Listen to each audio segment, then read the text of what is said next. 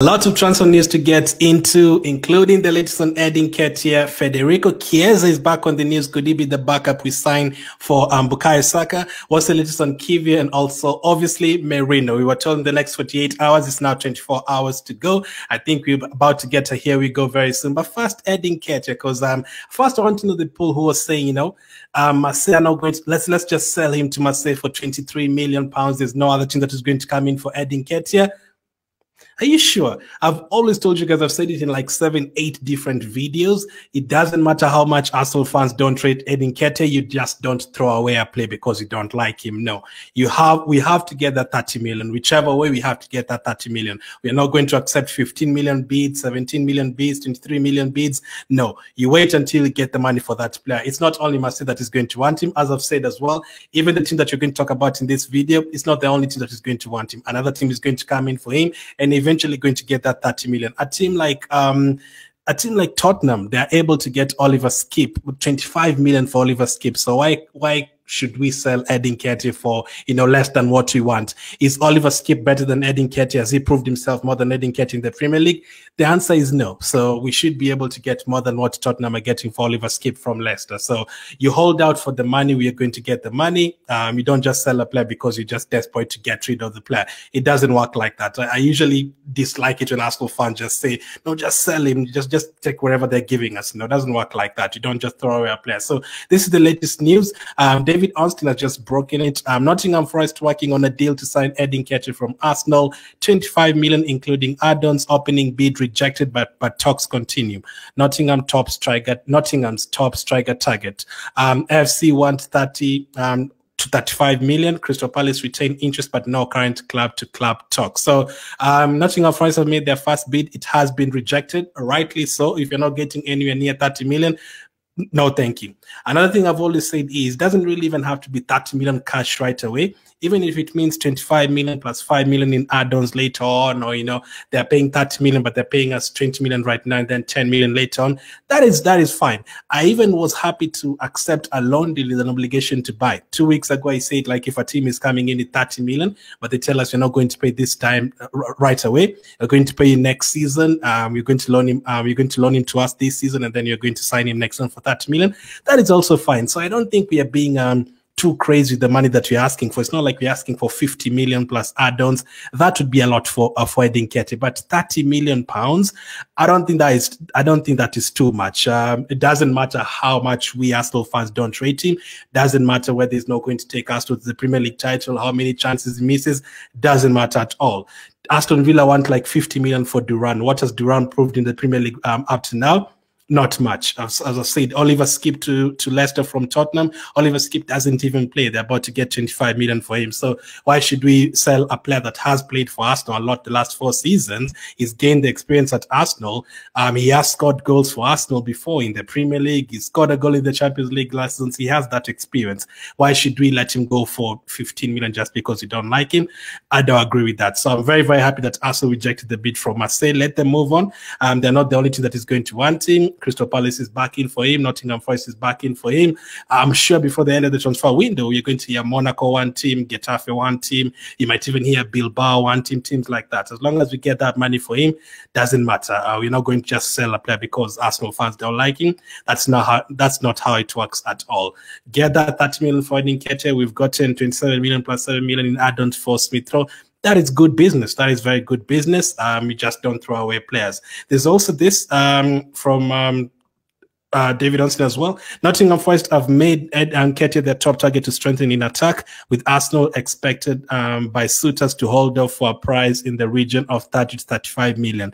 Crystal Palace retain a long-standing admiration and have spoken to Arsenal, although currently they are not in dialogue to the extent of Forest. So Crystal Palace are not as advanced in terms of talks as Nottingham Forest are with Arsenal regarding Edin Nketiah, but maybe Crystal Palace come back for him. I watched the game over the weekend. They had sub off Mateta because he's been playing at the Olympics and he's had a very busy summer for France. They brought in Edouard. Is it the answer? Is it still the answer for Crystal Palace? I think Edin Nketiah would fit in at Crystal Palace. Nottingham, from a personal point of view, from an Edin Nketiah point of view, will he really feature a lot for Nottingham Forest? Now they have Wood, they have Awani, who's been injured a lot recently. The worry with Nottingham Forest is always the fact that they have a lot of players. They signed so many players, especially like goalkeepers and fullbacks, and then you get there and then you never really play. But for us, we just want our money so that we can spend it elsewhere. I think for now, we all know Edin Nketiah knows himself that it has come time for him to leave. Arsenal is not really going to feature. People were worried about Edin Nketiah potentially playing for us over the weekend against Wolves. I wasn't ever worried because we had a bench, we had other players on the bench, and the fact that he didn't really play in one of those games, the Emirates Cup, he didn't play against Wolves as well, is pointing out for him leaving. I don't think he's going to be staying at Arsenal. He knows even if he does stay, he's not going to get a lot of game time at all. He'll just be wasting his time. Pretty much he's not going to get any game time. Let's get through this as well. This has been reported a couple of minutes ago. Edin Nketiah's executive box at the Emirates Stadium was being cleared today. So that is another one. So if his box is being cleared, it definitely means he's going to leave. Edin Nketiah has already said his goodbyes to his Arsenal teammates.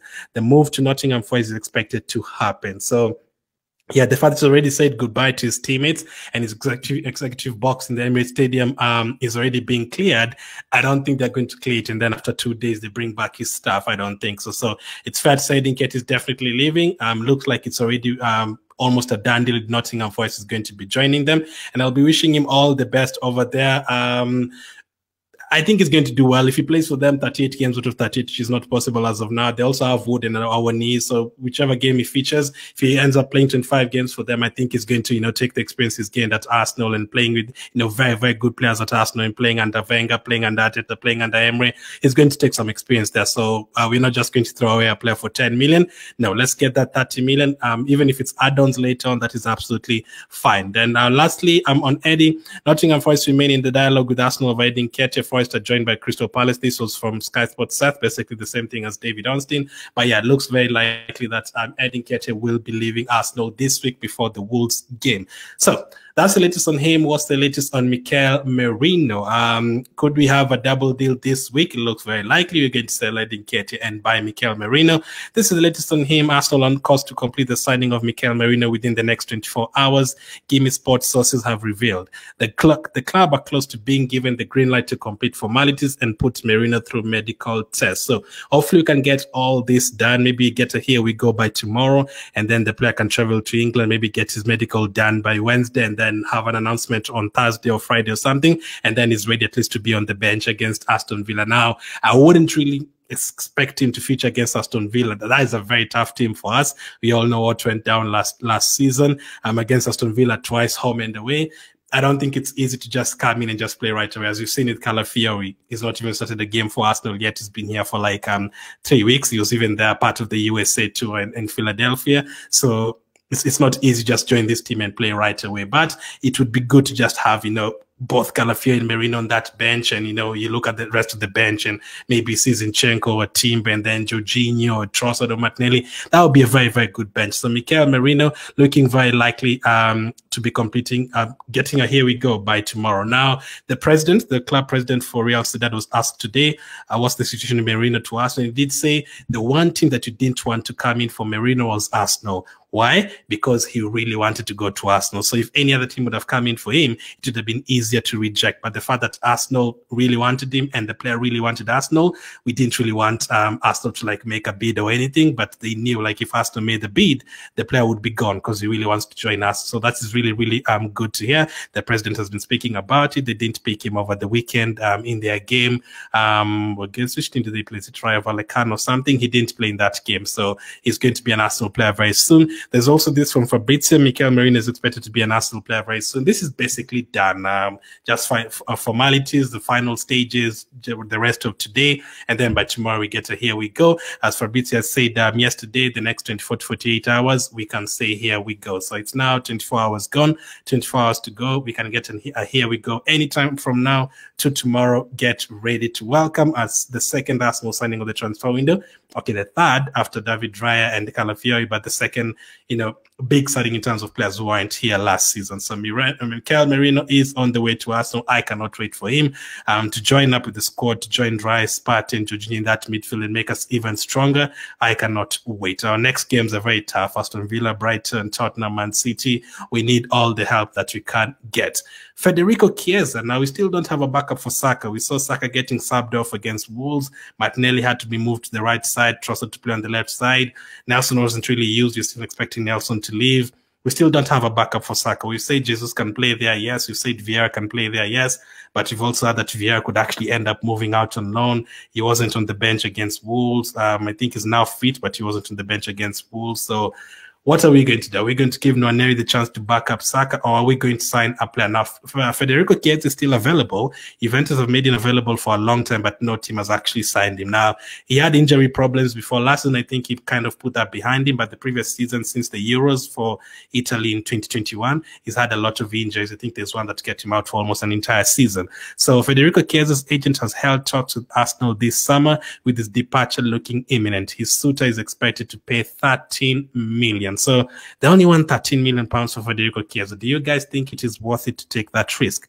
Do you think we should be trying to pay that 13 million for Federico Chiesa to back up Saka? Now, he usually plays on the left side most of the time, so he can still play as the right winger, but do you think we should be taking a gamble on Federico Chiesa? Obviously, it also depends how much you would want per week. If you want like 70,000, 80,000 a week, you can take a risk for, 3-year deal or something, 2-year deal, 3-year deal less. But would you guys be taking the risk with Chiesa, or would you be looking for a better backup for Bukayo Saka? But Federico Chiesa is still available in the market, and TBR Football are reporting that we are actually looking at him. His departure is imminent, and his agent has held talks with Arsenal this summer. Not recently, but anytime this summer, we've actually held talks with him, so it could still happen. But very unlikely. I don't know if it would still happen. Maybe on loan. Maybe Arsenal take a gamble on loan. Maybe we do sign Merino and do sign another forward player, and then we take a gamble on Chiesa, because we were told we could still sign 2 to 3 players after Mikel Merino. So the third one, I don't think we're just going to pay.